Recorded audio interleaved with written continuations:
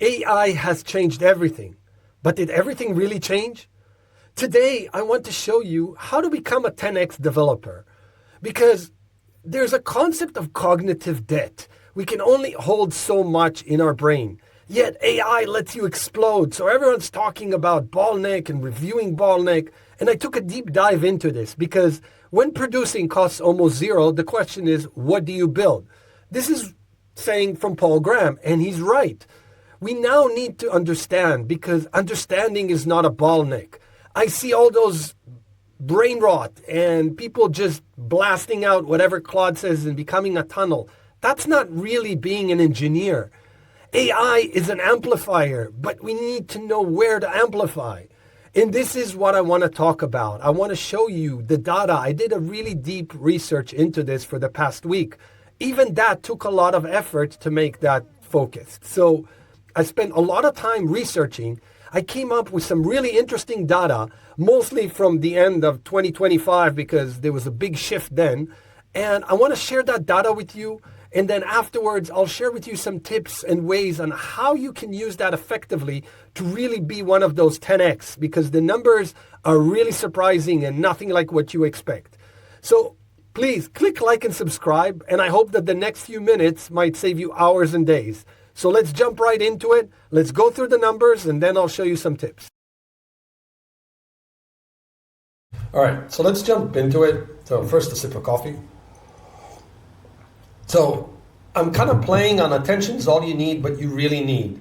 What I'm saying is that we ship a lot more, but something really interesting is happening. And I want to show you the numbers and walk through this. So the reality is, and this is from 2017, is that actually writing the code has always been a small part of it. Finding it, understanding it, and everything else around it was the key time differentiators. And this is 2017. This is pre-AI. And Anthropic did an interesting study in January. They let people do tasks with and without AI. It's 4.0 on a side chat, not what we know today. But when they were asked about it, only 50% could explain it, whereas the people that actually wrote the code were slightly better. So understanding is always a bottleneck, but when we had to write the code, you understood it a little better, for most. Anthropic advertised the 200% growth, so this is Boris Cherny. He said that's how much the engineers increased their productivity. I've been in a startup where they wanted 15 pull requests per day and said, what's the problem? I blast that out. What's the deal? Anyone can do that. So the expectation does grow. Leaders work 45% more. 41% said their teams are less motivated, and 1 in 3 managers is considering leaving because the pressure and the crunch to do more, especially with AI, has grown substantially.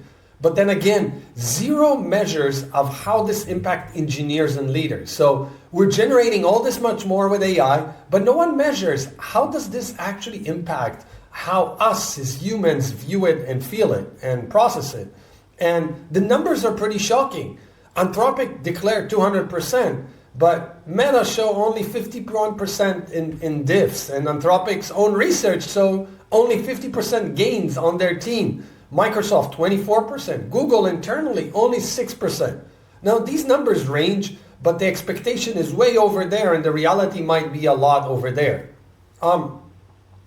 You see a lot more shipping new repos, so the legacy code that a lot of us work in, the gains were none. Again, this is just off one particular research and I think it was one repo, but still we know that legacy with AI is a lot more complex and the gains there tend to be lower than new greenfield.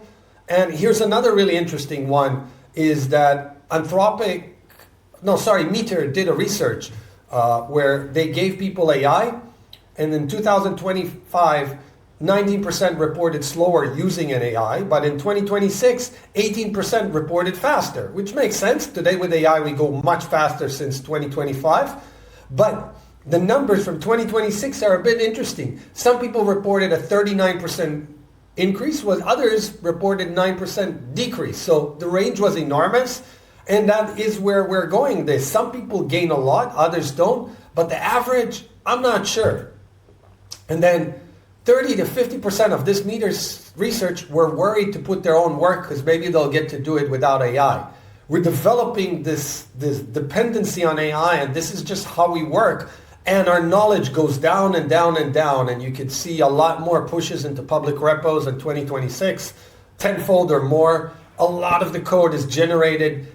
Over 10 million PRs opened in the last year and a bit.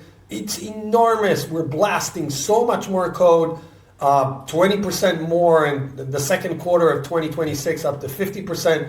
Only AI. We use AI for everything. We depend on it. More codes written, 17% more, but only 1.3. And this is 25.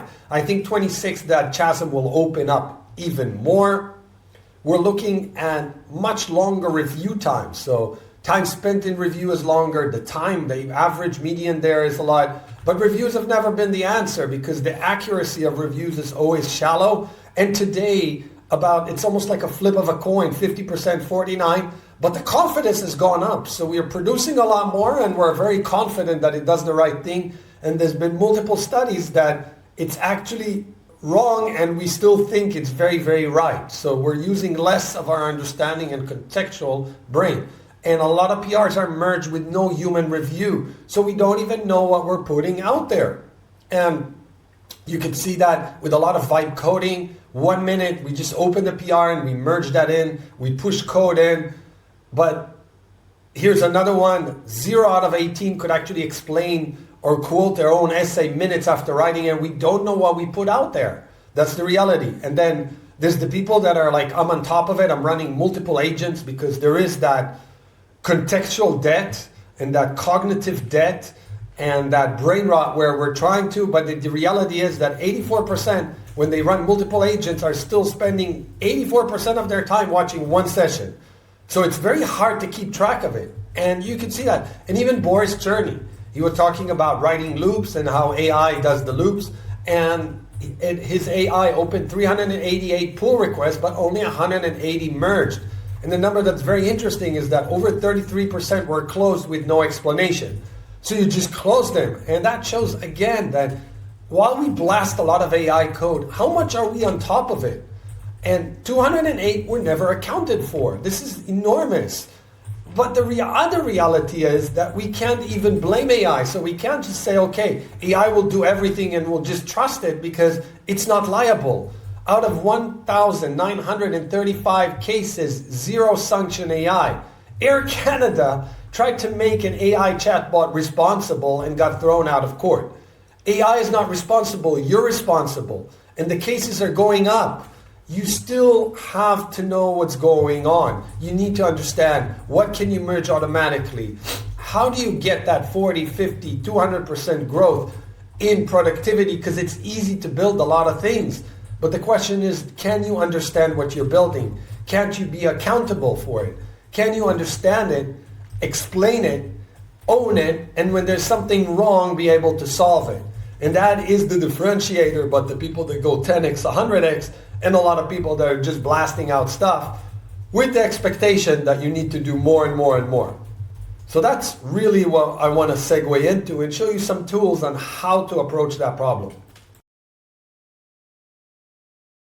So how do you approach this problem, and how do you become a 10x or more developer? So the first thing you probably want to do is build a classifier that triangulates and buckets every pull request. And that runs, so there's things that can auto ship, updating, documents, generation, etc. Could probably just merge with no review. You could do an auto merge where you run a cycle and you want to limit that in the number of runs in case it's something on Rails or patterns you've already built, like another endpoint or a simple feature or extension. And then the other ones where you want to focus on is where you're changing things that have an impact radius and a blast radius. And like, for example, splitting services, changing architecture, things that touch substantially. This lets you tackle and do maybe 10 PRs or 12 PRs, ship them, and then the 3 you need to give them focus, you can fully understand. So that is one way where a lot of organizations are doing that. NASA has done that, others, and it has huge benefit.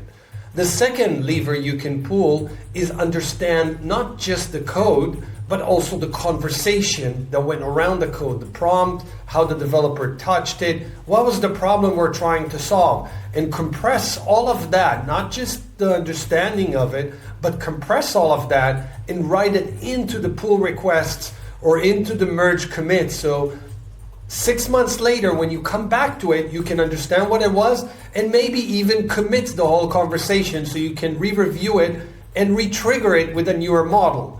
And then the last part is make that uniform across all your teams and all your developers. In the past, everyone built something of their own. Now you can actually make it very uniform. The tangent or the chasm becomes so much bigger that you want to fold that back in, keep it streamlined, and that lets you tackle and actually 10x not just a single developer, but your whole team. And we could see that, Meta did that. The median went down, the amount of reviews went down, the production incidents went down. So doing this is not only an option. We can keep this roulette of casino code and blasting stuff out and pretending we're like gaining huge productivity, or we can get smart about it, re-envision how we do engineering and approach it with a much more deliberate manner. So there you have it. While leaders expect so much, you got to remember that the end, the buck stops with us humans. And you're accountable, the CTO, the founder, or your engineer. So understand that. We need to make sure we understand what the AI does and use it together. It cannot be liable. And so let's figure out, let's see what PRs can merge automatically. A lot of things that are just features or patterns are built on top of that. Things that are complicated or new, just drill down into it more, understand it more. Don't accept right away what it says. When reviewing, try to review the conversation, not just the PR or the code diff. Go deep and build filtering to actually categorize the different levels. So you need to build a filtering tool that lets you look at your code and decide, can this pass or does this need more in-depth reviews? And then last but not least, understand what you put out. Put it in the comment of the PR. Make it summary, understand it. So if you come back to it after 2 or 3 weeks, you can understand what's in there. Those are a few tips that let you really amplify, but still control and understand. Because today, understanding is still not a bottleneck. It's a mandate. Without that, you're shipping a liability. So don't forget that. And have the same expectation from your engineers, because otherwise we're all going to burn out and we won't have anything to stand for it. Thanks, and until the next video.